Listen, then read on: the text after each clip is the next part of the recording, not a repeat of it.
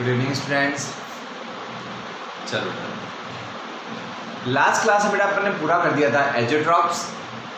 अब बेटा आज अपनी क्लास में आज पढ़ने वाले हैं कॉलिगेटिव प्रॉपर्टीज। क्या पढ़ने वाले बेटा? कॉलिगेटिव प्रॉपर्टीज और उनके टाइप्स। ठीक है ना, ध्यान से देखिए।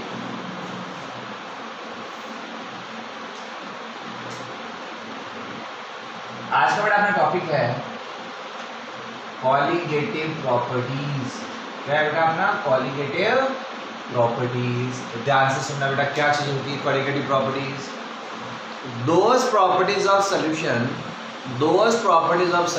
which depends upon number of particles of solute, या अपन कह सकते हैं amount of solute are called colligative properties.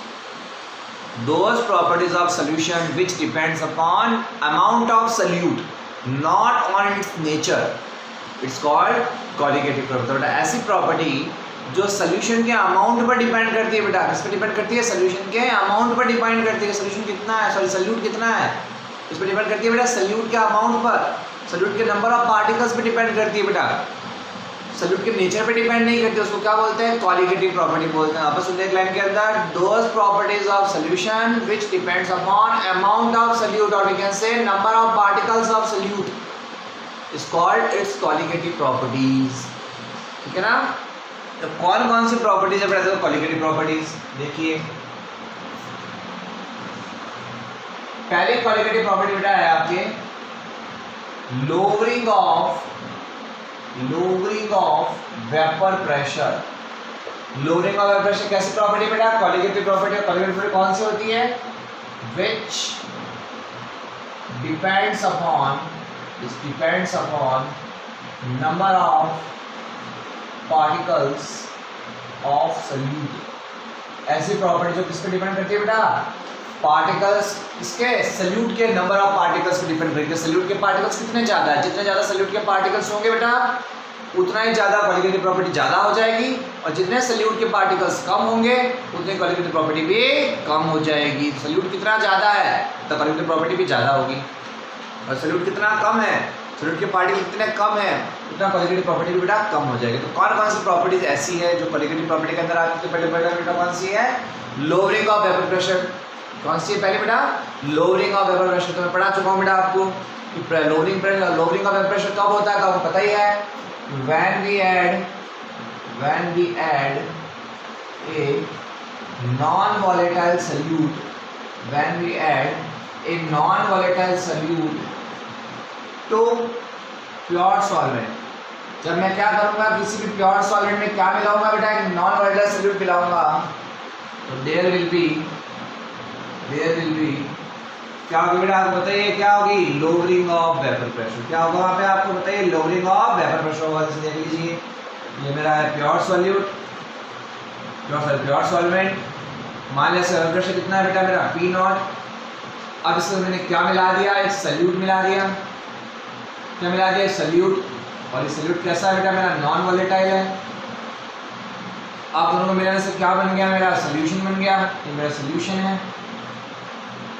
अब सॉल्यूशन के अंदर आपको पता है दोनों के पार्टिकल होंगे, सॉल्यूट के पार्टिकल्स भी होंगे, और क्या होंगे बेटा? सॉल्वेंट के पार्टिकल्स भी होंगे। बट आपको पता है सॉल्यूट कैसा है? नॉन वोलेटाइल, जिसकी वेपर बनेगी क्या? वेपर नहीं बनेगी। वेपर नहीं बनेगी तो वेपर प्रेशर भी क्या होगा? नहीं होगा। वेपर भी नहीं, वेपर प्रेशर होगा क्या यहाँ पर? सॉल्यूट का। सॉल्यूट का ना वेपर बनेगी ना वेपर प्रेशर होगा, तो वेपर प्रेशर किसका होगा? सिर्फ सॉल्वेंट का ही होगा। तो ऐसी कंडीशन में क्या हो जाता है बेटा? वेपर प्रेशर कम हो जाता है। वेपर प्रेशर कम हो जाता है। ध्यान रखना है, जब किसी भी प्योर सॉल्वेंट में क्या मिलाते हैं अपन? नॉन वोलेटाइल सॉल्यूट मिलाते हैं, और जब सॉल्यूशन जब बनता है बेटा उस सॉल्यूशन का वेपर प्रेशर जो होता है प्योर सॉल्वेंट से कम होता है। क्या होता है बेटा? प्योर सॉल्वेंट से कम होता है। पढ़ा चुका हूं मैं पहले भी आपको। जब भी प्योर सॉल्वेंट में क्या मिलाते हैं? नॉन वोलेटाइल सॉल्यूट मिलाते हैं। नॉन वोलेटाइल का मतलब जिसकी वेपर नहीं बनती है, पढ़ाया हमने आपको। ऐसा सॉल्यूट जिसकी वेपर नहीं बनती, ऐसा सॉल्यूट अगर आपने मिला दिया इसके अंदर प्योर सॉल्वेंट के अंदर, तो ऐसा सॉल्यूशन जब बनेगा ना तो उस सॉल्यूशन का वेपर प्रेशर भी क्या होगा? कम होगा। क्या होगा? वेपर प्रेशर बेटा कम होगा। और मान लिया सॉल्यूशन का वेपर प्रेशर कितना है बेटा? PS। क्या है वेपर प्रेशर इसका? PS। सो कैसे लिखूंगा मैं? देखो तो कैसे लिखूंगा, पहले वेपर प्रेशर कितना था P नॉट, बाद में कितना हो गया PS, तो कम कितना हो गया P naught minus PS। P not क्या था, प्योर सॉल्वेंट का वेपर प्रेशर, PS क्या है, सोल्यूशन का वेपर प्रेशर। मैं आपसे पूछूं कितना कम हो गया, तो क्या हो गया P नॉट माइनस PS। मान लिया पहले 90 था, बाद में 80 हो गया, तो अब मैं पूछूं आपसे कम कितना होगा, तो आप क्या बोलोगे P नॉट माइनस PS। तो P नॉट माइनस PS का मतलब क्या हो गया बेटा, लोअरिंग ऑफ वेपर प्रेशर। क्या हो गया, लोअरिंग ऑफ वेपर प्रेशर। किसी नोट कर दिया इसको बेटा मैंने P नॉट माइनस PS से। आप सुनिए बेटा आगे, अब एक आता है बेटा को पढ़ा चुका हूं, वापस में वापस बता रहा हूं आपको, relative lowering of vapour pressure. Relative lowering of vapour pressure, ये क्या होगा मैंने बताया था आपको बेटा, relative lowering of vapour pressure का मतलब क्या होता है कि लोअरिंग कितनी हुई कि P नॉट माइनस PS, पहले कितना था कि P नॉट, उसको क्या बोलते हैं अपन, relative lowering of vapour pressure बोलते हैं। तो पहले से आपको रिलेशन निकालना है, तो पहले कितना था P नॉट, लोअरिंग कितनी हुई तो P नॉट माइनस PS, तो इन दोनों के रेशियो को क्या बोलूंगा मैं, relative lowering of vapour pressure बोलूंगा। अब आपको पता है बेटा आपने राउल्स लॉ पढ़ा है, राउल्स लॉ का सेकंड कंडीशन याद करो। तो राउल्स लॉ के अकॉर्डिंग क्या है बेटा, Raoult's law according to Raoult's law क्या है आपको पता है, क्या है राउल्स लॉ का, कि relative lowering of vapour pressure जो होती है वो किसके इक्वल होती है बेटा, XB के। ये रिजल्ट था राउल्स लॉ का अपना, कि रिलेटिव लोअरिंग ऑफ वेपर, ये तो बेटा P नॉट माइनस PS क्या है, relative lowering of vapour pressure, ये किसके इक्वल होती है बेटा, XB के। और XB क्या होता है आपका, मोल फ्रैक्शन ऑफ सॉल्यूट। क्या होता है बेटा आपका, मोल फ्रैक्शन ऑफ सॉल्यूट। ये राउल्स लॉ का रिजल्ट आपको पता होना चाहिए सेकंड कंडीशन का, कि relative lowering of vapour pressure जो होती है वो किसके इक्वल होती है बेटा, आपके मोल फ्रैक्शन ऑफ सॉल्यूट के इक्वल होती है। किसके इक्वल होती है बेटा, मोल फ्रैक्शन ऑफ सॉल्यूट के इक्वल होती है। अब इसको थोड़ा अपन और फर्दर सॉल्व करते हैं बेटा, कैसे लिखते हैं इसको आगे सॉल्व करके, देखिए क्या रिजल्ट निकल के आया अपना, P naught minus PS upon P not किसके इक्वल है, राउल्स लॉ के अकॉर्डिंग बेटा XB के। और XB क्या है बेटा आपका, mole fraction of solute. XB क्या है मेरा बेटा, mole fraction of solute, mole fraction of solute. अब देखिए आपको पता होना चाहिए बेटा XB क्या होता है, NB upon Na plus NB पढ़ा है अपन ने, मोल फ्रैक्शन किसी भी कंपोनेंट का। अगर आपको मोल फ्रैक्शन निकालना तो कैसे निकालोगे, उस कंपोनेंट के मोल, तो मोल फ्रैक्शन किसका निकाल रहे हो, B का, तो B के मोल, NB का मतलब क्या है, NB का मतलब क्या है, मोल्स ऑफ B। ऐसे निकलता है मोल फ्रैक्शन। जिस कंपोनेंट का मोल फ्रैक्शन निकालना है, मतलब कौन से कंपोनेंट का मोल फ्रैक्शन निकाल रहा हूं, B का, तो B का मोल इकाई क्या शो करता है, मोल फ्रैक्शन। B मतलब कंपोनेंट, कौन सा कंपोनेंट है, B सॉल्यूट है। तो XB का मतलब क्या हो गया, मोल फ्रैक्शन ऑफ सॉल्यूट। तो अगर मुझे सॉल्यूट का मोल फ्रैक्शन निकालना है बेटा, तो सॉल्यूट के मोल ऊपर आ जाएंगे, N का मतलब मोल, NB का मतलब क्या हो गया, मोल्स ऑफ B, और Na का मतलब क्या हो गया, मोल्स ऑफ A। तो अगर मुझे B का मोल फ्रैक्शन निकालना तो B के मोल ऊपर आ जाएंगे, और अपन में क्या आ जाएगा, टोटल मोल। टोटल मोल क्या होगा, सॉल्वेंट के मोल प्लस सॉल्यूट के मोल। ये पढ़ चुके वाले अपन, अभी वैल्यू पुट कर रहे हैं यहाँ पर, तो भैया P naught minus PS upon P naught equals to NB upon Na plus NB। Clear है। अब एक बड़ा कंडीशन एज्यूम करो, क्या एज्यूम करनी है, if solution is so dilute, solution क्या है बेटा, बहुत ज्यादा डाइल्यूट है। सॉल्यूशन क्या है बेटा, बहुत ही ज्यादा डाइल्यूट है। अब इस लाइन को समझो बेटा, सॉल्यूशन क्या है, बहुत ज्यादा डाइल्यूट है। सॉल्यूशन बहुत ज्यादा डाइल्यूट होता है, इसका मतलब क्या होता है, सॉल्यूशन जितना ज़्यादा डाइल्यूट है इसका मतलब ये है बेटा सॉल्वेंट बहुत ज़्यादा है और उसके रेस्पेक्ट में सॉल्यूट बहुत कम है।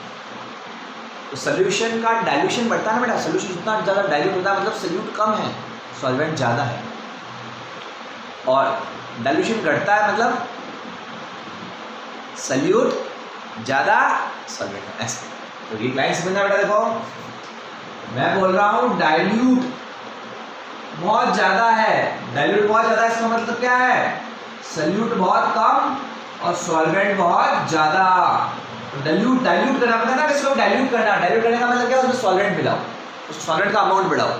तो डाइल्यूट ज्यादा, इसका मतलब एक चीज जानो, बाकी उसको उल्टा कर देना। मैं बोलता हूँ डाइल्यूट ज्यादा है, डाइल्यूट ज्यादा का मतलब क्या है, उसमें सॉल्वेंट ज्यादा है और सॉल्यूट क्या है, कम है। और मैं बोलता हूँ कॉन्सेंट्रेट ज्यादा है, दो वर्ड था ना, डाइल्यूट और कॉन्सेंट्रेट। मैं बोलता हूँ कॉन्सेंट्रेट ज्यादा है, कॉन्सेंट्रेट ज्यादा है इसका उल्टा कर दो, कॉन्सनट्रेट ज्यादा है मतलब क्या है, सल्यूट ज्यादा है और सॉल्वेंट कम। तो बेटा तो अपना एक चीज याद रखनी है, मैं कह रहा हूँ डाइल्यूट ज्यादा है सोल्यूशन, सोल्यूशन बहुत ज्यादा डाइल्यूट है, इसका मतलब क्या है, उसमें सल्यूट बहुत कम है, सॉल्वेंट बहुत ज्यादा। तो एक चीज याद रखो, दोनों में याद रखोगे तो कंफ्यूज हो जाओगे आप। ये याद रखो कि डाइल्यूट बहुत ज्यादा है, इसका मतलब क्या है, सल्यूट कम है, सॉल्वेंट ज्यादा है। ये कंडीशन मैं एज्यूम कर रहा हूँ। अब देखिए मैं क्या कर रहा हूँ, सल्यूट बहुत कम, याद देखो सल्यूट बहुत कम, तो सल्यूट कौन है, NB।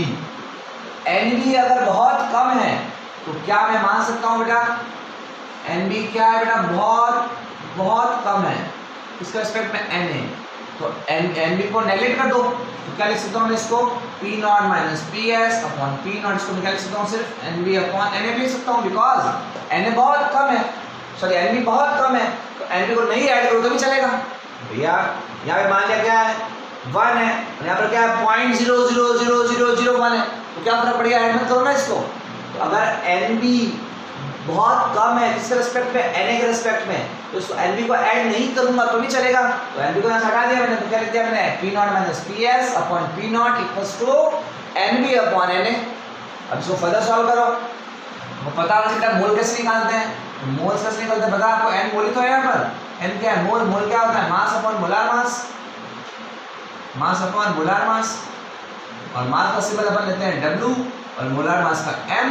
अब देखो नोट करते हैं हम आराम से, P0 minus PS upon P0 equals to N क्या है, मोल, किसके मोल, B के, तो मतलब NB की वैल्यू लिखनी है मुझे, NB की वैल्यू क्या लिखोगे आप, किसके मोल, B के, तो किसके इक्वल होता है, मास, किसका मास, तो मास ऑफ B, और मास का सिंबल क्या है, W, तो WB अपॉन मोलार मास, क्या सिंबल है मोलार मास का, M, किसका मोलार मास, B का, NB। वापस देखो, NB का मतलब, N का मतलब क्या है, मोल, किसके मोल, B के मोल, किसके इक्वल होगा, मास के, सिंबल क्या है मास का, W, किसका मास, B का, WB अपॉन मोलार मास, किसका मोलार मास, B का, MB। फिर तो आप WB अपॉन MB, अब क्या है, अपॉन में, अपॉन पर डिवाइड, Na, Na का मतलब क्या है, मोल्स ऑफ A, तो किसके मोल, A के, तो किसके इक्वल होगा, मास, किसका मास, A का, तो W है, अपॉन मोलार मास, किसका मोलार मास, A का, M upon WA upon M। अब डिवाइड कैसे है, मल्टीप्लाई में कन्वर्ट कर दो, तो P0 लिखता हूं यहाँ पे,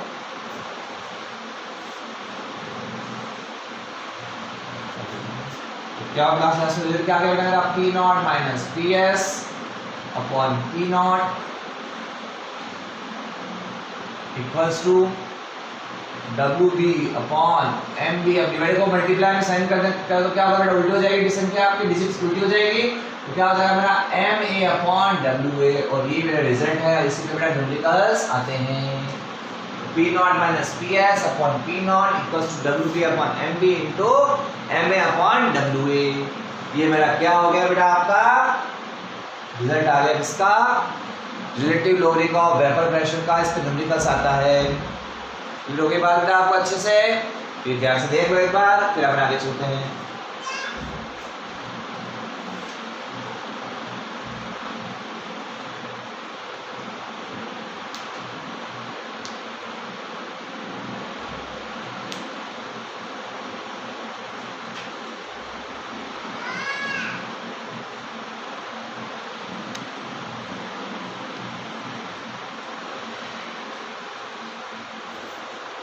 चलिए बेटा,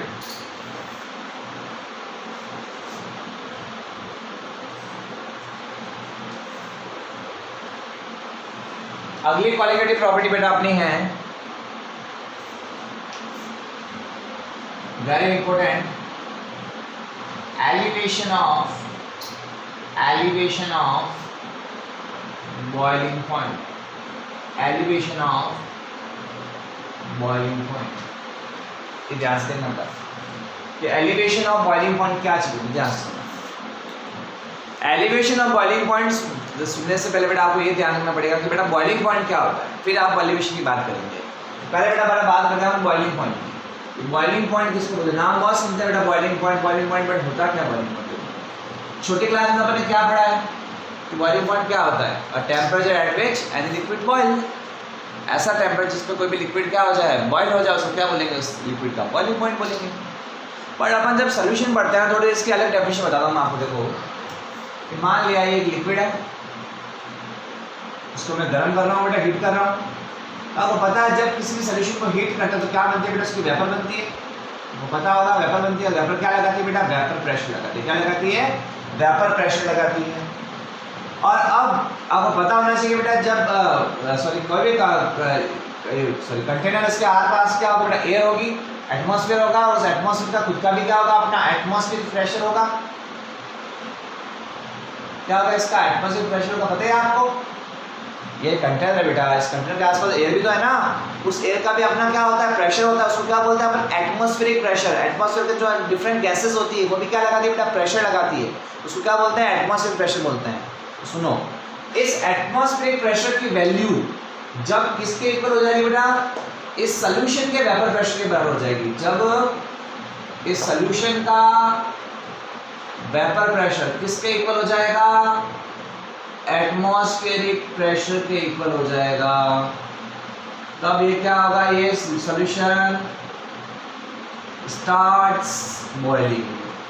ये सॉल्यूशन क्या होगा बेटा, बॉयल करना स्टार्ट कर देगा।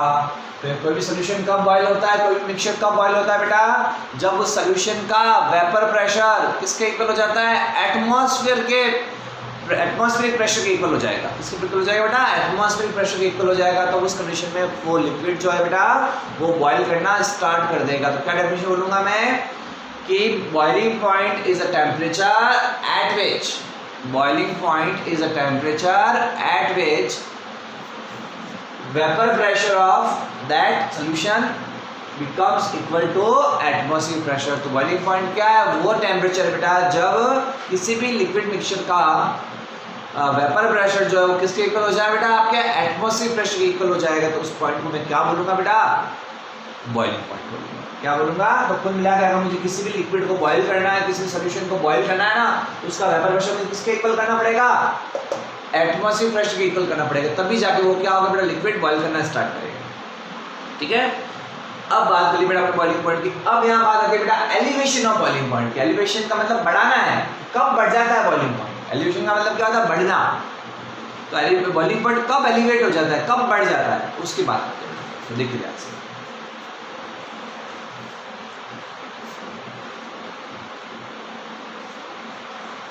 देखा इधर, मान लिया बेटा ये मेरा एक प्योर सॉल्वेंट है, ये मेरा एक क्या होता है, प्योर सॉल्वेंट है। मान लिया इसका बेटा बॉइलिंग पॉइंट है, इसका बॉइलिंग पॉइंट है आपका TB। क्या है, TB क्या समझे, हमारा बॉइलिंग पॉइंट बेटा इसका है T का, क्या है T। अब इस प्योर सॉल्वेंट के अंदर मैंने क्या मिक्स कर दिया, and a non volatile solute, add a non volatile solute. इसमें क्या ऐड करना है बेटा, मुझे नॉन वॉलेटाइल सोल्यूट ऐड करना है। तो जैसे ऐड किया क्या बन गया बेटा, मेरा सोल्यूशन बन गया। क्या बन गया, मेरा सोल्यूशन बन गया। मान लिया इसका बॉइलिंग पॉइंट कितना है बेटा, कितना है, अब ध्यान रखना बेटा आपको, जब किसी भी प्योर सॉल्वेंट में, किसमें बेटा, जब किसी भी प्योर सॉल्वेंट में क्या ऐड करते हैं, एक नॉन वॉलेटाइल सॉल्यूट ऐड करते हैं, तो उससे बनने वाले सॉल्यूशन का बॉइलिंग पॉइंट बढ़ जाता है। क्या हो जाता है, बढ़ जाता है। मान लिया अगर इसका प्योर सॉल्वेंट का 80 होगा ना बॉइलिंग पॉइंट, तो जो इसमें जब मैं ऐड करूंगा ना नॉन वॉलेटाइल सॉल्यूट ऐड करूंगा ना, तो जो सॉल्यूशन बनेगा उसका बॉइलिंग पॉइंट अबव 80 होगा। क्या होगा बेटा, अबव 80 होगा। 80 से ज़्यादा ही होगा, ये कम ही होगा। तो क्या कह रहा हूँ आप समझ लीजिए, जब किसी प्योर सॉल्वेंट में क्या ऐड करते हैं बेटा अपन, कोई भी नॉन वॉलेटाइल सॉल्यूट ऐड करते हैं। बता चुका हूँ मैं क्या होता है आपको नॉन वॉलेटाइल सॉल्यूट, बार बार नहीं बताऊंगा। नॉन वॉलेटाइल सॉल्यूट का मतलब ऐसा सॉल्यूट जिसकी वेपर नहीं बनती। तो जब किसी भी प्योर सॉल्वेंट में मैं क्या ऐड करता हूँ बेटा, नॉन वॉलेटाइल सॉल्यूट ऐड करता हूँ ना, और जो जब सॉल्यूशन बनता है ना, तो उस सॉल्यूशन का बॉइलिंग पॉइंट प्योर सॉल्वेंट से हमेशा क्या होगा, ज़्यादा होगा। क्या होगा, प्योर सॉल्वेंट से हमेशा ज़्यादा होगा। ठीक है, इसी को मैं क्या बोलता हूँ, elevation of boiling point. Boiling point बढ़ गया, पहले 80 था, अब क्या है, अबव 80, बॉइलिंग पॉइंट बढ़ गया। इसको क्या बोलते हैं बेटा अपन, एलिवेशन ऑफ बॉइलिंग पॉइंट। इसका रिप्रेजेंट करते हैं बेटा अपन डेल्टा टीबीसी। टीबी का मतलब बॉइलिंग पॉइंट बढ़ गया, कितना बढ़ा T2 माइनस T1। अब कितना हो गया T2, पहले कितना था T1। डेल्टा टीबी का मतलब क्या हो गया बेटा मेरा एलिवेशन ऑफ बॉइलिंग पॉइंट। अब ये तो मैंने बात बता दी बेटा आपको कि किसी भी प्योर सॉल्वेंट में क्या मिलाता है, नॉन वोलेटाइल सॉलिड मिलाते हैं तो क्या होता है बॉइलिंग पॉइंट बढ़ जाता है। ये तो बात समझ में आ गई, बट बढ़ता क्यों, ऐसा क्या हो गया कि नॉन वोलेटाइल सॉलिड मिलाते ही बॉइलिंग पॉइंट बढ़ गया। रीजन क्या है इसका, उस रीजन पे आते हैं। देखो रीजन समझना तो बात बढ़ाती मैं आपको पढ़ने की, सुनना जा सकता।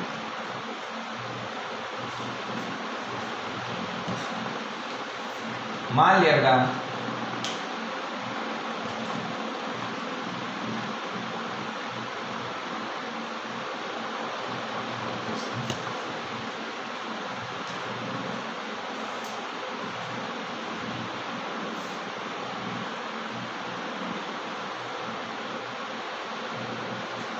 ये मेरा था बेटा प्योर सॉल्वेंट।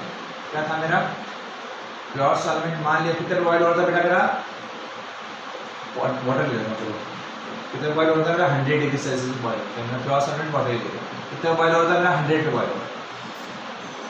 ये मेरा प्योर सॉल्वेंट है जो वाटर है बेटा, ये 100 पे बॉइल हो रहा था।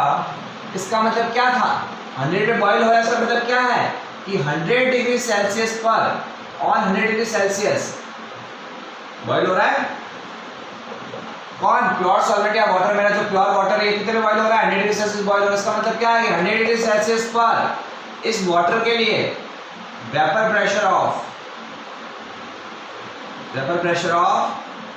प्योर सॉल्वेंट किसके इक्वल हो जाएगा एटमॉस्फेरिक प्रेशर। ये बात तो इसका मतलब क्या हो, ये तो मैंने बताया ना आपको, कोई भी लिक्विड कब बॉइल करता है जब उसका वेपर प्रेशर जो होता है वो किसके इक्वल हो जाता है बेटा एटमॉस्फेयर प्रेशर के इक्वल हो जाता है। अब मैं बोल रहा हूँ इस प्योर सॉल्वेंट का वेपर प्रेशर कितना है 100 डिग्री, सॉरी इस प्योर सॉल्वेंट का बॉइलिंग पॉइंट कितना है 100 डिग्री, मतलब 100 डिग्री पर बॉइल हो रहा है। तो ये प्योर सॉल्वेंट 100 डिग्री पर बॉइल हो रहा है, इसका मतलब ये है बेटा कि इस सॉल्वेंट के लिए जब टेम्परेचर कितना हो जाएगा 100 डिग्री सेल्सियस हो जाएगा तो इस सॉल्वेंट का वेपर प्रेशर किसके इक्वल हो जाएगा बेटा एटमॉस्फेरिक प्रेशर के इक्वल हो जाएगा। किसके इक्वल हो जाएगा एटमॉस्फेरिक प्रेशर के। ठीक है, तो बात समझ आ गई। अब देखो जब मैं इसमें क्या मिला देता हूं, जब मैं इसमें क्या मिलाता हूं बेटा नॉन वोलेटाइल सॉल्यूट मिलाता हूं, देखना क्या होगा। जब मैं इसमें क्या मिलाता हूं बेटा, तो अब ये सोल्यूशन बन गया है। क्या बन गया है, अब मैंने क्या मिला दिया इसमें ऐड नॉन वोलेटाइल सॉल्यूट। जो मैंने क्या मिला दिया बेटा नॉन वोलेटाइल सॉल्यूट मिला दिया, अब ये सोल्यूशन बन गया। अब देखो अब आपको पता है बेटा कि जब किसी भी सॉल्वेंट में क्या मिलाते हैं नॉन वोलेटाइल सॉल्यूट मिलाता है ना तो उसका वेपर प्रेशर कम हो जाता है। मैंने जस्ट लास्ट पढ़ाया कि जब किसी भी प्योर सॉल्वेंट में क्या मिलाते हैं बेटा, क्या मिलाते हैं प्योर सॉल्वेंट में, क्या मिलाया है नॉन वोलेटाइल सॉल्यूट मिलाया तो क्या होगा सोल्यूशन जो बनेगा उसका क्या हो जाएगा वेपर प्रेशर कम हो जाएगा। क्या हो जाएगा वेपर प्रेशर कम हो जाएगा। अब देखो अब इसका वेपर प्रेशर कम हो गया, इसका मतलब क्या है इसका वेपर प्रेशर क्या हो गया बेटा कम हो गया है।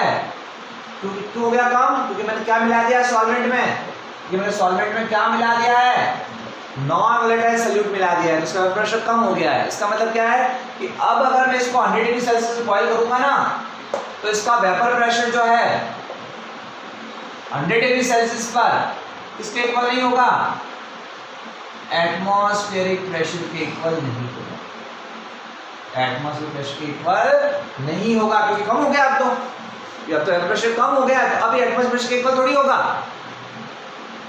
क्या कह रहा हूं वापस सुनना एक बार कि जैसे ही मैंने इस प्योर सॉल्वेंट में क्या मिलाया नॉन वोलेटाइल सॉल्वेंट मिलाया इसका वेपर प्रेशर क्या हो गया कम हो गया। तो अब वेपर प्रेशर कम हो गया है ना तो बेटा अब क्या होगा अब 100 डिग्री सेल्सियस पर इस सॉल्यूशन का वेपर प्रेशर किसके बराबर नहीं होगा एटमॉस्फेरिक प्रेशर के बराबर इक्वल नहीं होगा। तो क्या बॉयल होगा क्या 100 पर नहीं होगा। क्यों होगा बॉयल, क्योंकि बॉयल होने के लिए आपको पता है बॉयल होने के लिए कंडीशन क्या है कि वेपर प्रेशर किसके इक्वल होना चाहिए एटमॉस्फेरिक प्रेशर के, तभी बॉयल होता है। बट 100 डिग्री सेल्सियस पे इसके लिए क्या है बेटा वेपर प्रेशर जो है वो एटमॉस्फेरिक प्रेशर के इक्वल नहीं है, तो ये 100 डिग्री पर बॉयल नहीं होगा, तो इसको आपको और ज़्यादा बॉयल करना पड़ेगा। अब इसको क्या करना पड़ेगा आपको, और ज़्यादा बॉईल करना पड़ेगा, जिससे क्या होगा, इसका वेपर प्रेशर बहुत बढ़ेगा।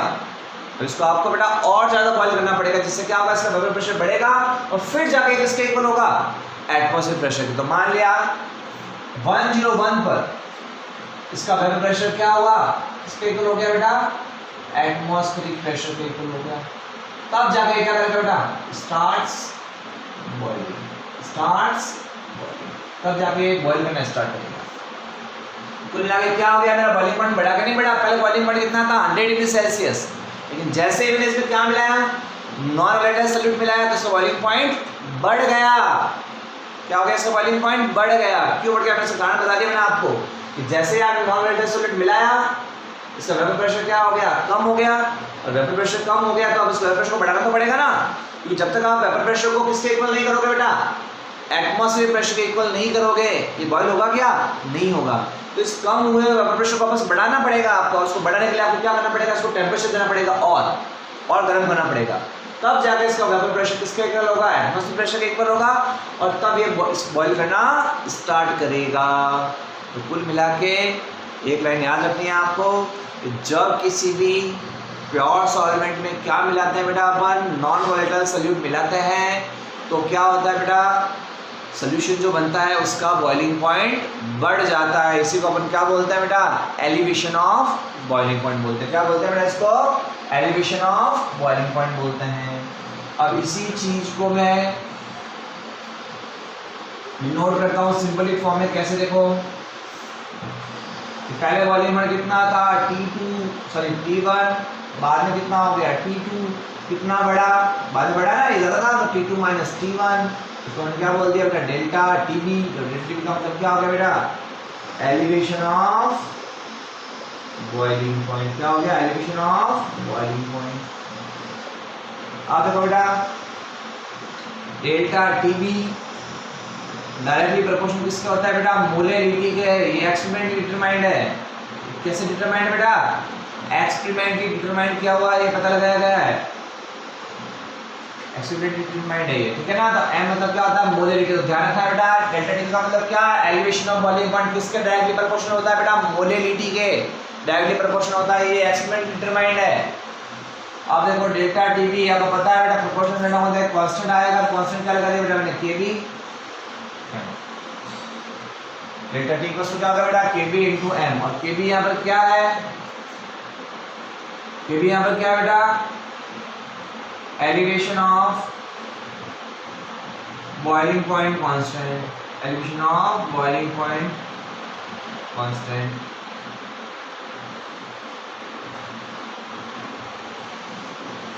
या molar elevation of boiling point constant भी बोल सकते हैं। क्या बोल सकते हैं बेटा, molar elevation of boiling point constant बोल सकते हैं इसको। तो डेल्टा टी को क्या होगा बेटा, केबी इनटू एम। आपको पता है बेटा, delta TB equals to KB. Molarity पढ़ी अपन ने, मोलैरिटी क्या होती है, इसका फॉर्मूला पुट करते हैं यहाँ पर। तो क्या फॉर्मूला होता है बेटा, WB upon MB into 1000 upon WA। ये मेरा एक फॉर्मूला आ गया बेटा। इस पर क्या आते हैं, न्यूमेरिकल्स आते हैं। तो delta TB equals to KB WB upon MB into 1000 upon WA। तो M की वैल्यू लिखी है मैंने, कुछ नहीं किया है, मोलैरिटी की वैल्यू लिखी है यहाँ पर। ये मेरा फॉर्मूला किसके लिए आ गया बेटा, एलिवेशन ऑफ बॉइलिंग पॉइंट के लिए। किसके लिए आ गया बेटा मेरा, एलिवेशन ऑफ बॉइलिंग पॉइंट के लिए फॉर्मूला आ गया। ठीक है, क्लियर हुआ। चलिए अब बेटा एक ग्राफ प्लॉट कर रहा हूं मैं, वो ग्राफ देखना कैसा रहा था। एक ग्राफ प्लॉट कर रहा हूं मैं एलिवेशन ऑफ बॉइलिंग पॉइंट के लिए।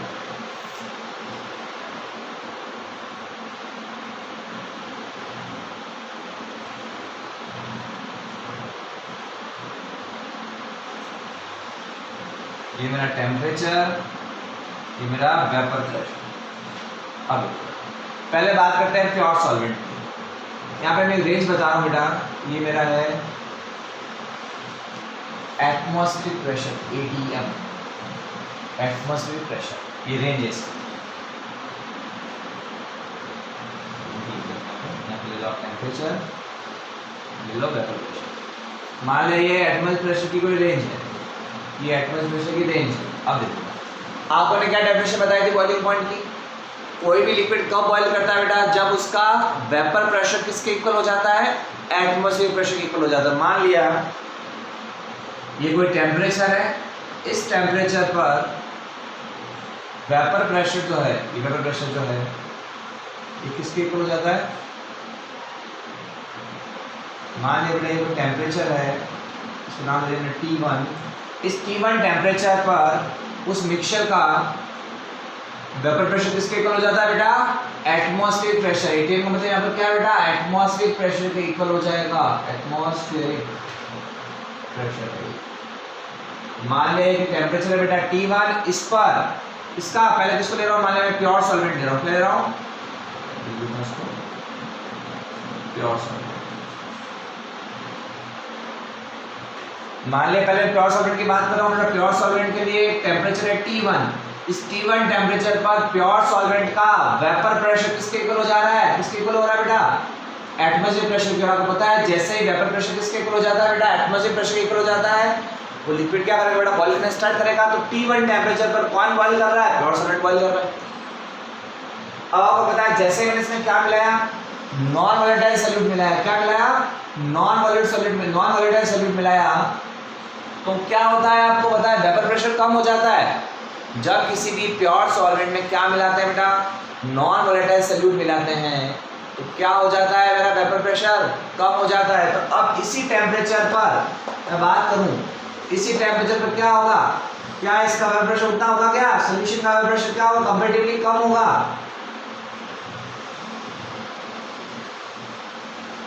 इसी टेम्परेचर पर सॉल्यूशन का वेपर प्रेशर क्या होगा बेटा? कम होगा।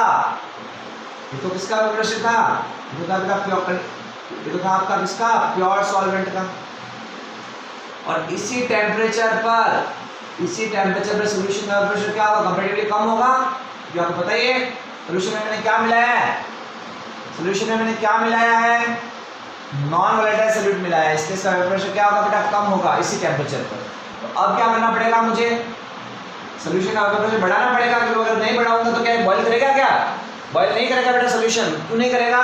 क्योंकि इसका वेपर प्रेशर जो है बेटा वो किसके इक्वल नहीं हुआ है? एटमॉस्फेरिक प्रेशर के इक्वल नहीं हुआ है। उसको मुझे और बॉईल करना पड़ेगा, और टेम्परेचर करना पड़ेगा। तो टेम्परेचर कर रहा हूँ T2। तो इस T2 टेम्परेचर पर सॉल्यूशन का वेपर प्रेशर किसके इक्वल हो गया? मान लिया एटमॉस्फेरिक प्रेशर कितना जाके क्या करेगा बेटा? बॉईल करना स्टार्ट करेगा। तो ये मेरा हो गया बेटा क्या? Elevation of boiling. इतना टेम्परेचर मुझे बढ़ाना पड़ेगा। ये मेरा था T1, ये मेरा हो गया T2, और ये दोनों में गैप जो है, जो बड़ा है, मैं उसको क्या बोलूँगा? मैं डेल्टा TB। ये मेरा कर्व प्लॉट हो गया बेटा। वापस देख लो, ये कोई टेम्परेचर था T1, इस T1 टेम्परेचर पर प्योर सॉल्वेंट का था वेपर प्रेशर जो था वो किसके इक्वल हो गया?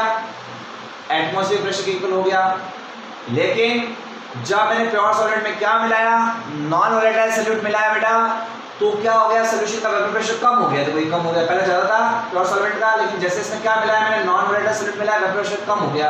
अब वेपर प्रेशर कम हुआ तो क्या है? सॉल्यूशन बॉईल करेगा? नहीं करेगा। क्योंकि इसका वेपर प्रेशर क्या है? बॉईल करने के लिए क्या होना चाहिए बेटा? वेपर प्रेशर इसके इक्वल होना चाहिए, एटमॉस्फेरिक प्रेशर के इक्वल होना चाहिए। यहाँ पर एटमॉस्फेरिक प्रेशर के इक्वल नहीं है। अब इसका सॉल्यूशन का वेपर प्रेशर आपको किसके इक्वल करना है? एटमॉस्फेरिक प्रेशर के इक्वल करना है। तो इसको आपको और बॉईल करना पड़ेगा। तो और ज़्यादा मैंने इसको बॉईल किया, तब जाके इसका वेपर प्रेशर किसके इक्वल हुआ बेटा? एटमॉस्फेरिक प्रेशर के इक्वल हुआ, और तब जाके ये बॉईल करना स्टार्ट हुआ। तो कितना ज़्यादा बॉईल किया मैंने, कितना टेम्परेचर बढ़ाया, उसको मैं क्या बोलूँगा? Delta TB। और डेल्टा TB मेरा क्या है बेटा? एलिवेशन ऑफ डेल्टा TB मेरा क्या है बेटा? Elevation of. ये चीज़ आपको अच्छे से ध्यान रखनी है। ये वाला चीज़ आ गया तो आपको अगला टॉपिक भी, ठीक है बेटा? इसी के साथ ही क्लास पूरी करते हैं। अगली क्लास में बेटा अपन पढ़ेंगे डिप्रेशन ऑफ फ्रीजिंग पॉइंट, और लास्ट टॉपिक फिर आ जाएगा मेरा ऑस्मोसिस, और फिर चैप्टर भी क्लोज हो जाएगा। ठीक है? तब तक के लिए बेटा गुड बाय।